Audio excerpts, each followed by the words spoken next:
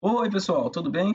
Sou eu novamente, o professor Wallace, trazendo mais uma videoaula para a disciplina de lições de fenômenos mecânicos. Na videoaula de hoje, vamos falar sobre movimentos em uma única dimensão, também chamado de movimento unidimensional. E para isso, iremos aprender um pouco sobre a cinemática. A cinemática é a parte da mecânica que estuda e descreve os movimentos sem se preocupar com as suas causas. Seu objetivo é descrever apenas como se movem os corpos. A parte da mecânica que vai se preocupar com as causas que geram o movimento é a dinâmica, e isso nós iremos estudar em aulas futuras. Então, por enquanto, o nosso foco nesta aula, como o próprio título diz, vão ser apenas nos movimentos que acontecem em uma única dimensão e em linha reta. E para isso é importante que ressaltemos um conceito fundamental, que é o conceito de movimento. No dia a dia, estamos muito acostumados à ideia de associar movimento a tudo que esteja em uma mudança constante. Por exemplo, uma atividade, a animação, agitação, evolução, desenvolvimento, entre outros. Entretanto, aqui na física, a ideia de movimento ela assume um significado muito restrito, tá? O movimento ele representa uma mudança contínua na posição de um objeto com o passar do tempo em relação a um referencial.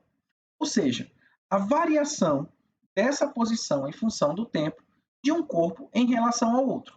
Então, se você tem um objeto que continuamente a sua posição muda com o passar do tempo, você pode dizer que esse objeto está em movimento. Agora, antes da gente continuar, é importante que nós saibamos que existem os tipos de movimento. E para isso, eu trago para vocês os três tipos de movimentos mais conhecidos. O primeiro é o movimento translacional, que é o movimento que a gente vai mais estudar ao longo dessa videoaula de hoje. Como exemplo, a gente tem um carro viajando ou papaléguas que vocês viram passando voando aí. O segundo movimento, também conhecido, é o movimento rotacional, é o movimento da Terra girando em torno do seu próprio eixo. Em um outro momento, vamos falar também sobre esse movimento rotacional. E por fim, temos o movimento vibracional. E aqui a gente pode ver o movimento de vai e vem de um pêndulo, ok? Bem, em geral, na cinemática, a gente estuda o movimento de um corpo qualquer, certo? Tratando esse mesmo corpo como sendo uma partícula ou um ponto material. E essa representação ela só é possível em função das dimensões do corpo que a gente está estudando serem desprezíveis quando a gente compara as demais dimensões das outras grandezas que estão envolvidas. Por exemplo, imagine um carro viajando de São Paulo a Belém, a uma distância aproximadamente de 3.000 quilômetros. E pegue um carro que tem, sei lá, 4 metros. Quando você compara os 3.000 quilômetros com esses 4 metros, você vai ver que essa dimensão do carro pouco importa. E é por isso que a gente usa o modelo de partícula. Nesse caso, esse nosso carrinho ele é transformado em uma partícula ou um ponto material, onde nesse ponto se concentra toda a massa do nosso objeto. E a partir dele, a gente pode estudar o seu movimento, como ele ocorre, se ele vai para a direita ou se ele vai para a esquerda. Tudo bem? Bem, outra definição importante que temos que aprender é a definição de posição. Então, a posição de um objeto nada mais é do que a sua localização em relação a um ponto de referência escolhido. Então, pode ser uma marcação no chão, pode ser uma fita métrica, pode ser, enfim, várias situações que você escolhe como ponto de referência. E a partir dele você mede as distâncias para saber a posição. Então, a gente está interessados apenas no movimento de translação do nosso objeto, e aqui a gente vai considerar o carro como uma partícula. Então, observem na figura que o nosso objeto de estudo, o carro, ele se encontra inicialmente na posição A, e com relação à origem do nosso sistema de referência, ele está na posição de 30 metros. Passado um tempo, ele vai para a posição B, de 50 metros.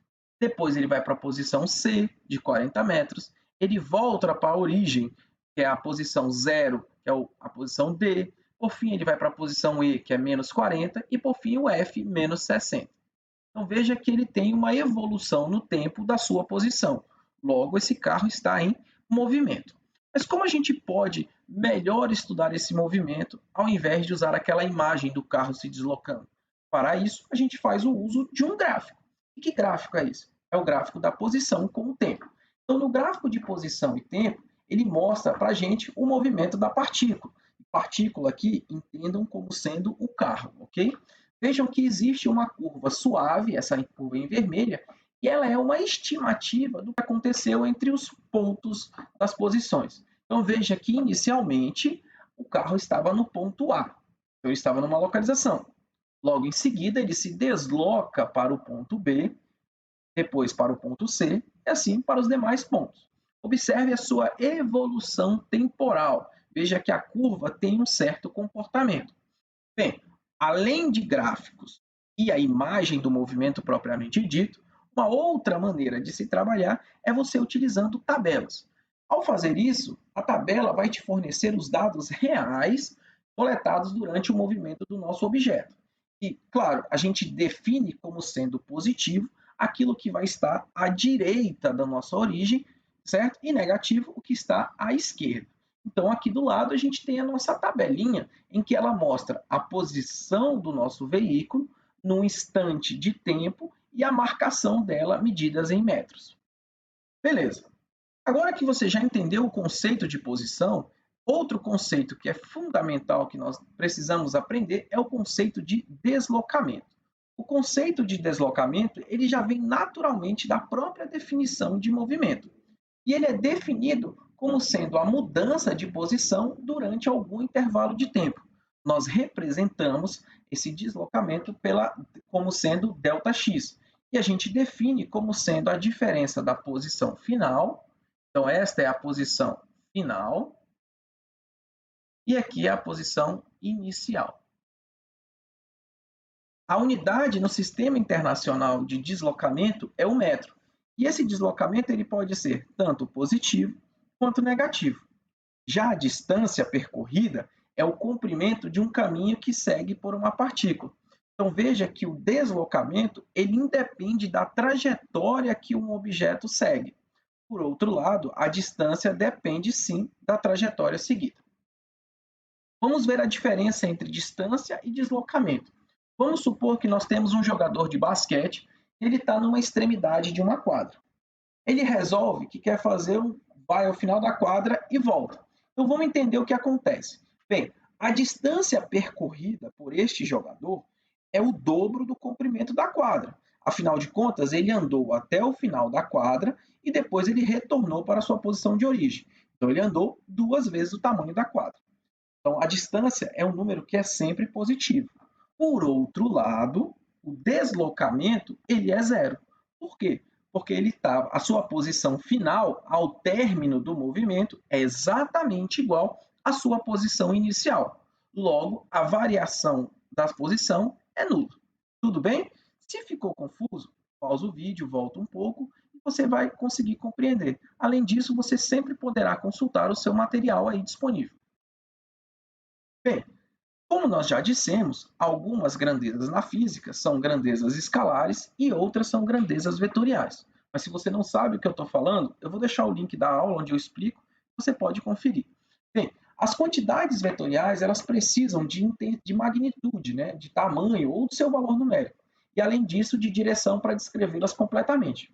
Como nós estamos falando de movimentos em uma única dimensão, a maneira que nós utilizamos para dar a direção dessas grandezas vetoriais são através dos sinais de mais e menos, e assim a gente vai utilizá-los.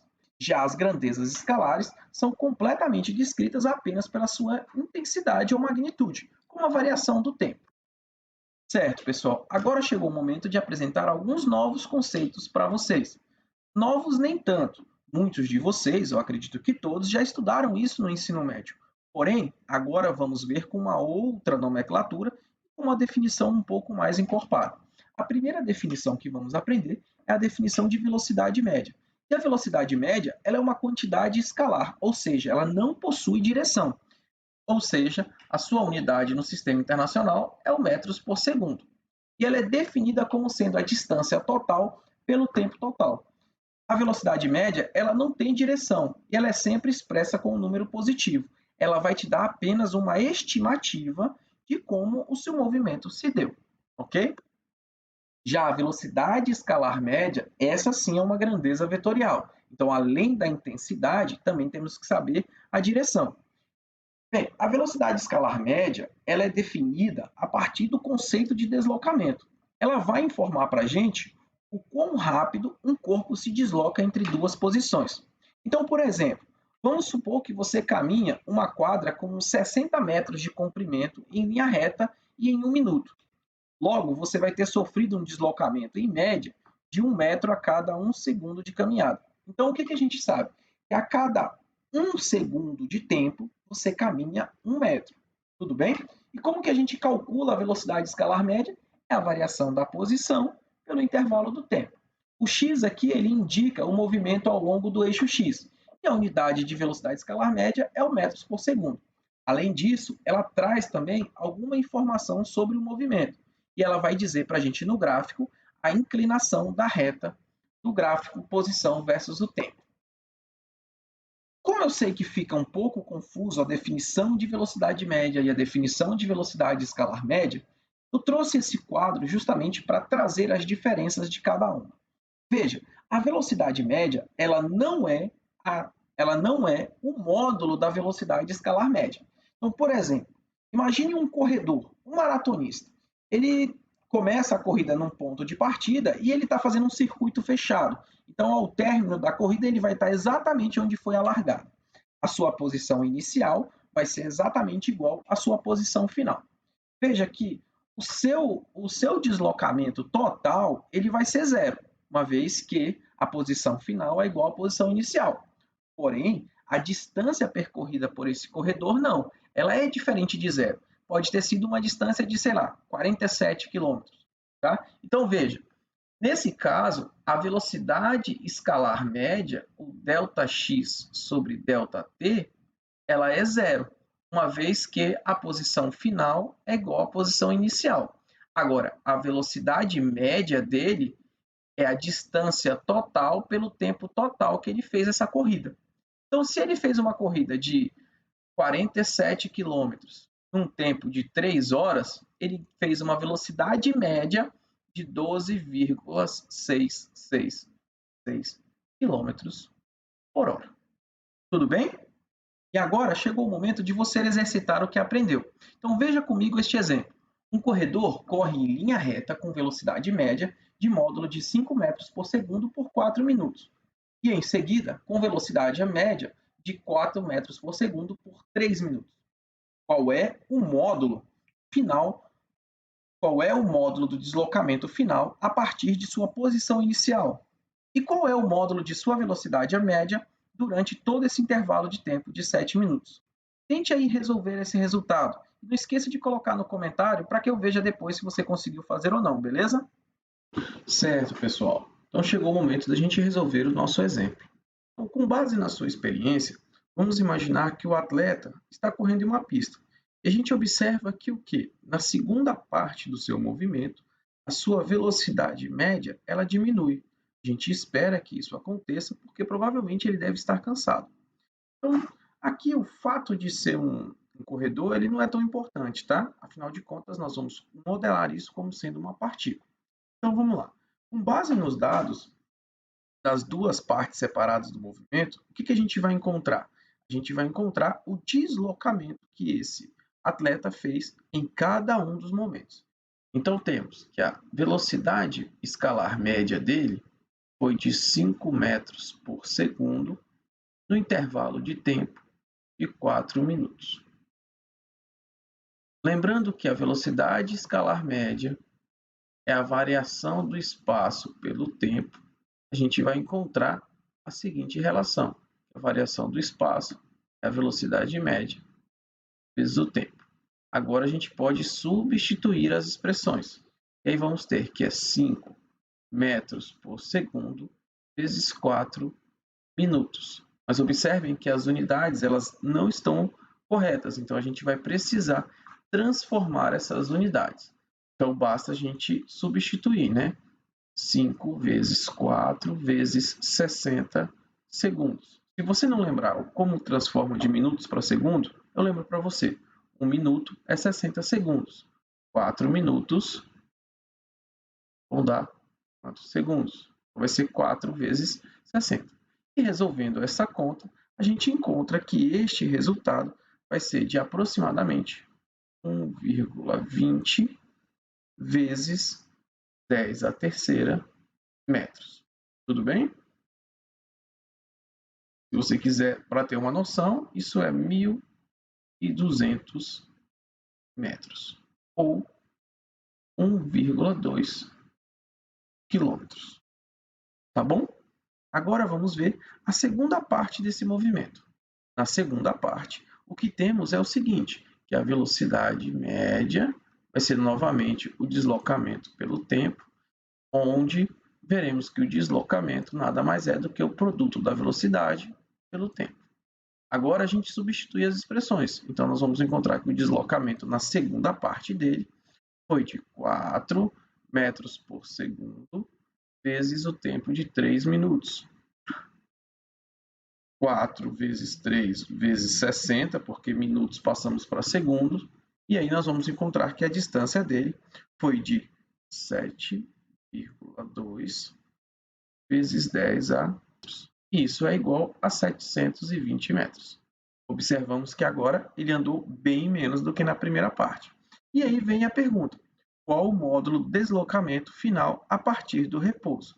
Bem, se lembrarmos que na primeira parte ele andou 1,20 vezes 10 à terceira metros, e na segunda parte ele andou 7,20 vezes 10 à segunda metros. Então basta que a gente some, e assim vamos encontrar o módulo do deslocamento final. Então o deslocamento total dele foi de quanto? Foi de 1,92 vezes 10 à terceira metros. Agora que nós temos o deslocamento total dele, podemos finalmente encontrar a sua velocidade média durante todo o intervalo de tempo. Então, para isso, vamos calcular que a velocidade média dele vai ser o deslocamento total sobre o intervalo de tempo total. Como ele andou 1,92 vezes 10 à terceira metros, vamos dividir por 7 minutos. Mas lembra, minutos temos que passar para segundo. Então vai ser 7 vezes 60 segundos. E aí, finalmente, se você usar sua calculadora, você vai encontrar o resultado de 4,7 metros por segundo. Isso quer dizer que o nosso corredor, a cada 1 segundo, anda 4,57 metros. Não esqueça de colocar no comentário a sua resposta para ver se você acertou. Agora vamos retornar à nossa aula. Certo. Vamos falar agora sobre velocidade instantânea. Bem, a definição de velocidade instantânea, ou simplesmente velocidade, ela é similar à da velocidade escalar média. A diferença está no fato que o intervalo de tempo ele é tomado como sendo infinitesimalmente pequeno. Isto é, o intervalo de tempo ele reduz a um instante de tempo. E a velocidade instantânea, ela indica para a gente o que está acontecendo a cada momento do movimento. Ela é um valor preciso. Então vamos analisar no gráfico como que funciona. A velocidade instantânea nada mais é do que a inclinação da reta tangente à curva de posição versus o tempo, indicada pela essa linha pontilhada. Observem que as linhas cinzas claras mostram que à medida que o intervalo de tempo ΔT fica cada vez menor, elas se aproximam da linha pontilhada. Então vejam, no instante de tempo, o corpo encontra-se aqui no ponto B. À medida que nós vamos reduzindo o instante de tempo, olha o que acontece com as linhas cinzas. Elas vão se aproximando da linha pontilhada. E é por isso que a gente fala que a velocidade instantânea é a inclinação da reta tangente à curva. E como que a gente fala isso matematicamente? Bem, a equação geral para a velocidade instantânea ela é dada como sendo o limite da velocidade escalar média quando o intervalo de tempo vai para zero. Claro, nós definimos isso como sendo a primeira derivada da posição com relação ao tempo. Mas calma, se você ainda não viu derivada, não se preocupe. Eu vou deixar um link para que você possa assistir e entender melhor o que é derivada. A velocidade instantânea pode ser positiva, negativa ou nula. Agora que você aprendeu alguns conceitos básicos de movimento, chegou o momento de trabalharmos isso em situações aplicadas. Mas antes, precisamos falar sobre modelos de análise. Na física, é muito importante tentar simplificar os problemas que estamos trabalhando. E nós, físicos, gostamos de fazer isso através de modelos de análise. Temos basicamente 4 modelos de análise. O primeiro é o modelo de partícula, que é quando desconsideramos as dimensões do corpo e consideramos um único ponto material. O segundo é o modelo de sistema, quando nós temos um conjunto de partículas. O terceiro é o objeto rígido, quando agora devemos levar em consideração as dimensões do corpo. E, por fim, um modelo ondulatório, mas esse não é o foco do nosso curso agora. Vamos considerar apenas um modelo de partícula, e o nosso primeiro caso vai ser uma partícula com velocidade constante, o famoso movimento retilíneo uniforme. Nesse caso, a velocidade constante indica para a gente que tanto a velocidade instantânea, quanto a velocidade média, quanto a velocidade escalar média, todas serão exatamente a mesma ao longo de todo o movimento. E a representação matemática para essa situação é a equação horária da posição em função do tempo. Ou melhor, posição final igual a posição inicial mais velocidade vezes o tempo. E é muito comum a gente colocar o tempo inicial igual a zero. E essa nossa equação horária, ela se reduz a essa expressão aqui. E no ensino médio, vocês estavam acostumados a chamar de equação sorvete, mas a partir de agora vocês vão abolir essa nomenclatura, vão utilizar a forma correta, equação horária da posição.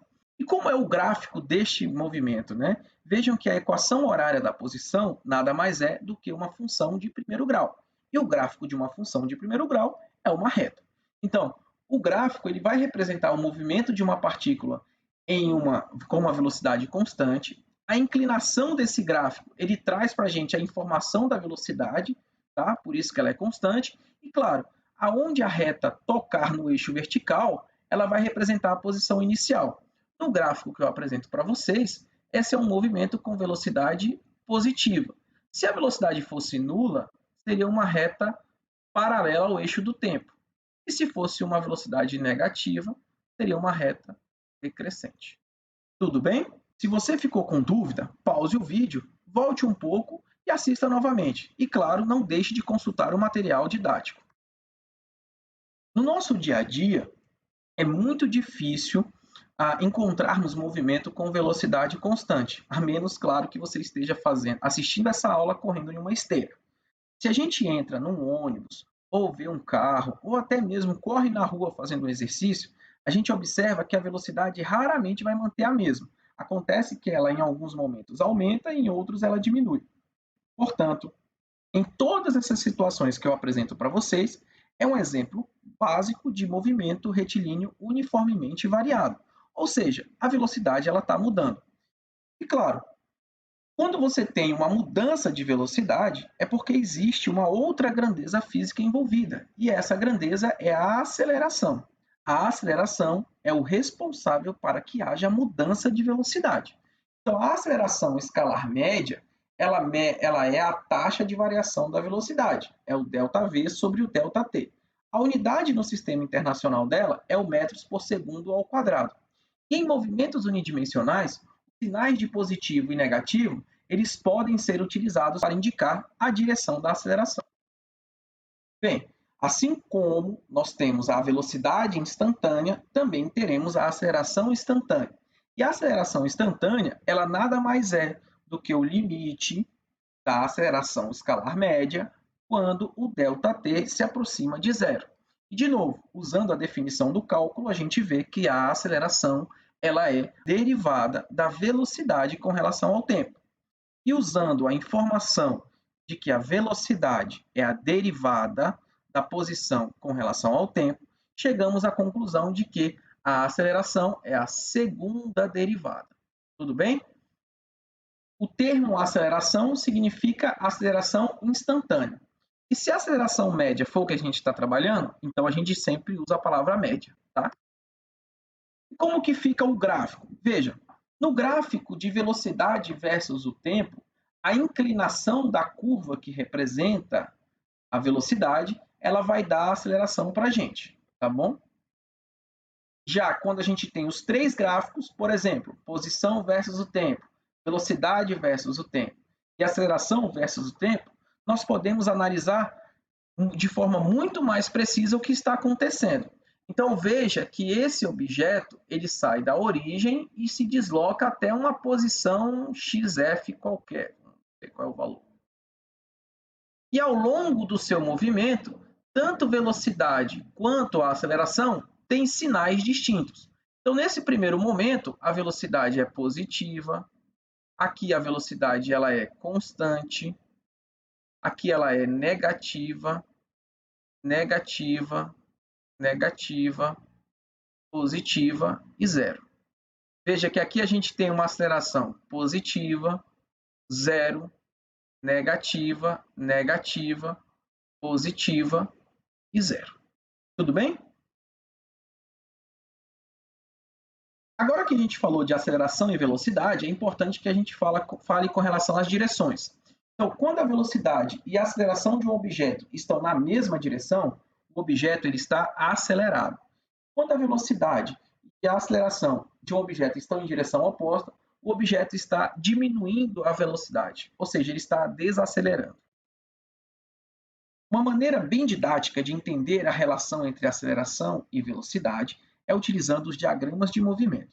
Um diagrama de movimento ele pode ser formado imaginando a fotografia estroboscópica de um objeto se locomovendo.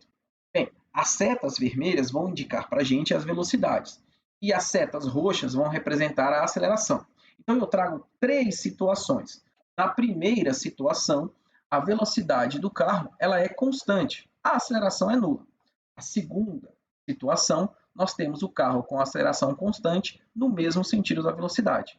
E a terceira situação, nós temos a aceleração constante no sentido contrário à velocidade. Vamos ver cada uma dessas situações separadas e fazer a análise. No primeiro caso, as imagens elas são igualmente espaçadas. Observem que os carros estão sempre à mesma distância. Isso representa que o carro está se movendo com uma velocidade positiva e constante, mostrada pelas setas vermelhas, mantendo sempre o mesmo tamanho. Agora, a aceleração ela é zero, uma vez que a gente não tem as setas roxas. Já na segunda situação, as imagens ficam mais distantes conforme o tempo aumenta. Velocidade e aceleração estão na mesma direção. A aceleração ela é uniforme, ela é constante. As setas vermelhas permanecem com o mesmo comprimento. Já a velocidade ela está aumentando, porque as setas vermelhas vão ficando cada vez maiores. Então isso mostra que tanto a velocidade quanto a aceleração, ambas são positivas, estão orientadas na mesma direção. E finalmente eu trago a terceira situação. As imagens elas ficam cada vez mais próximas à medida que o tempo passa. A aceleração e a velocidade estão em direções opostas. A aceleração ela é uniforme, uma vez que as setas roxas permanecem do mesmo tamanho, e a velocidade ela está diminuindo. As setas vermelhas vão diminuindo de comprimento. Logo, a conclusão que nós chegamos é que velocidade e aceleração estão em direções opostas. Beleza. Então agora a gente pode tentar descrever estes movimentos usando matemática. E para isso a gente traz as equações da cinemática. E essas equações da cinemática, elas podem ser utilizadas para resolver qualquer problema envolvendo movimento unidimensional com aceleração constante. Você vai precisar usar duas ou mais equações dependendo do seu problema, mas em geral a gente usa duas. E claro, a gente sempre pode ter mais de uma forma de se resolver o problema em questão. A primeira equação que eu trago para vocês, com aceleração constante, é a equação horária da velocidade em função do tempo. Então, essa equação aqui, ela determina a velocidade de um objeto a qualquer momento de tempo, quando sabemos a sua velocidade inicial e a sua aceleração. Já essa outra equação, a partir da consideração de que a aceleração é constante, você pode encontrar a velocidade média a partir das informações da velocidade inicial e velocidade final. E essa situação, ela só se aplica em situações onde a aceleração ela é constante, tá, pessoal? Já essa outra equação que eu trago, ela serve para a gente encontrar a posição final em função das velocidades e dos tempos. Aqui a gente não tem aceleração. E claro, a última equação que eu trago é a equação horária da posição. em que você tem a posição final em função de algumas variáveis, posição inicial, velocidade inicial e aceleração. E claro, ela vai dar a posição final para a gente em termos de velocidade e aceleração, e aqui ela não fala nada sobre a velocidade final. E finalmente, a gente tem a equação de Torricelli, que é quando você não tem a variável do tempo. Então, esta equação ela fornece para a gente a velocidade final em termos da aceleração e do deslocamento. Bem, e o que a gente espera que aconteça quando a aceleração for igual a zero? A gente espera que o movimento retilíneo uniformemente variado volte a ser o movimento retilíneo uniforme. Quando não tem aceleração, não há mudança de velocidade. Logo, a velocidade deverá permanecer constante. E é o que a gente acaba vendo. Eu sei que foi muita informação que eu trouxe para vocês. Então, para auxiliá-los, eu trouxe um quadro com um resumo de todas essas equações. Então, basicamente, na cinemática, nós temos 4 equações. A primeira é a equação da velocidade como função do tempo.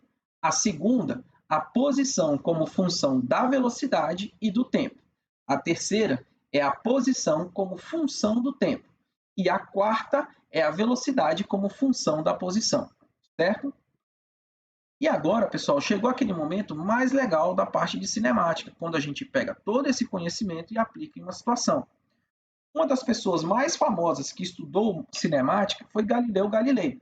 Nascido em 1564 e falecido em 1642, foi físico, matemático, astrônomo. Ele formulou as leis do movimento de objetos em queda livre. E, claro, ele ainda trouxe a ideia de um universo heliocêntrico. Bem, o que Galileu Galilei estudou? Né? Ele observou que um objeto em queda livre ele se movia livremente sobre a ação da influência da gravidade. Ou seja, ele não dependia do movimento inicial do objeto. Eu vou deixar um link para vocês de um experimento realizado em um laboratório nos Estados Unidos, onde a gente comprova essas ideias de Galileu Galilei. Clique aí e confira. E agora que a gente entendeu o que é um corpo em queda livre, podemos finalmente estudá-lo matematicamente. Para isso, a gente vai fazer algumas considerações. Né? Bem, a aceleração de um objeto em queda livre ela é sempre direcionada para baixo, independente do movimento inicial. Tá? E a intensidade dessa aceleração, o valor dessa aceleração, ela é dada pelo valor da aceleração da gravidade, que é 9,8 metros por segundo ao quadrado. E aqui umas curiosidades com relação ao valor da gravidade. O primeiro, esse valor ele diminui com a altitude. Então, quanto mais alto nós tivermos, e quando eu digo alto, é bem alto mesmo, estamos falando quase saindo da atmosfera, o valor da gravidade ele cai bruscamente. O segundo é que ele varia com a latitude. Isso quer dizer que a gravidade nos polos é diferente da gravidade no Equador. E esse valor de 9,8 metros por segundo ao quadrado é só a média do valor da aceleração da gravidade na superfície da Terra. Tá? Bem, então a gente vê o primeiro caso, que é um corpo em queda livre, quando ele é simplesmente largado. Então, nesse caso, a velocidade inicial ela é zero, e a gente pode utilizar as equações da cinemática para descrever esse movimento. Mas o que a gente faz normalmente? Normalmente nós utilizamos a variável y ao invés da variável x, porque o movimento se dá na vertical. E além disso, a gente substitui a aceleração por menos g. Então, as equações de movimento elas ficariam assim: a velocidade final é igual a menos gt, a posição final ela fica a posição inicial menos gt ao quadrado, e claro, a velocidade final ao quadrado é igual a menos 2g delta y. E claro, uma outra consideração que a gente faz é assumir para cima é positivo, ok? Agora, a segunda situação que pode ter de um corpo em queda livre é um corpo que foi arremessado para baixo. Isso quer dizer que ele é lançado com uma certa velocidade. Então, esse corpo ele sai com uma velocidade inicial. Tudo bem? Ela é diferente de zero. E aqui a aceleração continua sendo menos g. E como ficam as equações da cinemática? Bem, a velocidade final fica menos velocidade inicial menos gt. O menos é porque ela está orientada para baixo. A posição final vai ser igual à posição inicial menos velocidade inicial tempo menos meio de gt quadrado. E, claro, velocidade final ao quadrado, velocidade inicial ao quadrado, menos 2g delta y. E aqui você deve estar estranhando porque não tem o sinal de menos. Mas lembre, esse termo está elevado ao quadrado. E o número positivo ou negativo elevado ao quadrado continua sendo o número. Por fim, nós temos um caso de um objeto que é arremessado para cima. Então, esse objeto é lançado com uma certa velocidade e ele retorna ao chão. Nesse caso, a velocidade inicial dele ela é ascendente, ela é positiva. E existe um ponto da trajetória, ponto mais alto da trajetória, em que a velocidade instantânea dele é igual a zero. E, claro, a aceleração ela continua sendo menos g ao longo de todo o movimento. Então, as equações de movimento para esse caso, elas vão ser dadas por velocidade final igual a velocidade inicial menos gt ao quadrado, posição final, posição inicial menos mais velocidade inicial menos meio de gt ao quadrado, e velocidade final ao quadrado, velocidade inicial ao quadrado menos 2g delta y. E essa informação aqui, ela serve para que a gente encontre o tempo de subida. Então, quando nós tivermos a velocidade final, eu posso pegar essa equação, então o tempo de subida, ele é calculado quando a velocidade final for igual a zero. Então, você vai ver que o tempo de subida, perdão, gente, aqui não é quadrado. O tempo de subida, ele essencialmente vai ser velocidade inicial sobre g, onde eu usei essa equação para encontrar a velocidade final. Observem que o tempo de subida ele só depende da velocidade inicial e da gravidade, não depende da massa do objeto. Claro, se a gente desconsiderar a resistência do ar. Então é isso, pessoal. Agora vamos dar uma revisada sobre o que nós aprendemos na aula de hoje. Aprendemos que a posição de uma partícula em um eixo x mostra a que distância a partícula se encontra da nossa origem, ou ponto zero. A posição ela pode ser tanto positiva quanto negativa, dependendo do lado em que se encontra a partícula em relação à origem. O sentido positivo de um eixo é o sentido em que os números que indicam a posição da partícula aumentam de valor, e o sentido oposto é o sentido negativo. O deslocamento de uma partícula é a variação da sua posição, ou seja, é a diferença entre a posição final com a posição inicial. O deslocamento ele é uma grandeza vetorial, então ele pode ser positivo se a partícula se desloca no sentido positivo, ou negativo se a partícula se desloca no sentido oposto. Aprendemos sobre a velocidade escalar média. Então, quando uma partícula se desloca de uma posição 1 para uma posição 2 ao longo de um tempo, aprendemos que a velocidade escalar média vai ser o ΔX sobre o ΔT, certo? Já a velocidade média, ela traz para a gente a informação de quanto a partícula andou num certo tempo. Então, ele não traz informações sobre o ponto a ponto do movimento, mas sim uma estimativa, e ela é a distância total pelo intervalo de tempo total. Já a velocidade instantânea de uma partícula, ela é dada como sendo a derivada da posição com relação ao tempo. Vimos também que a velocidade instantânea é igual à inclinação do gráfico da posição em função do tempo. Já quando tem mudança de velocidade, aprendemos que surge uma nova grandeza física, chamada de aceleração. A aceleração é a razão entre a variação da velocidade e o intervalo de tempo. E a aceleração instantânea, vimos que é a derivada da velocidade em função do tempo, ou a segunda derivada da posição. Estudamos um caso de movimento quando a aceleração é constante e mostramos um conjunto de equações para vocês.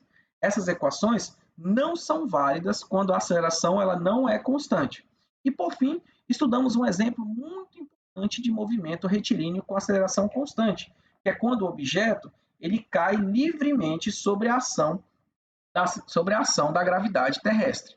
Nesse caso, as equações do movimento retilíneo uniformemente variado podem ser usadas para descrever o movimento, mas é preciso que nós façamos algumas mudanças. A primeira, o movimento deve ser descrita em relação ao eixo vertical. Por isso nós usamos o sinal A, por isso nós utilizamos a letra Y e orientamos o positivo para cima.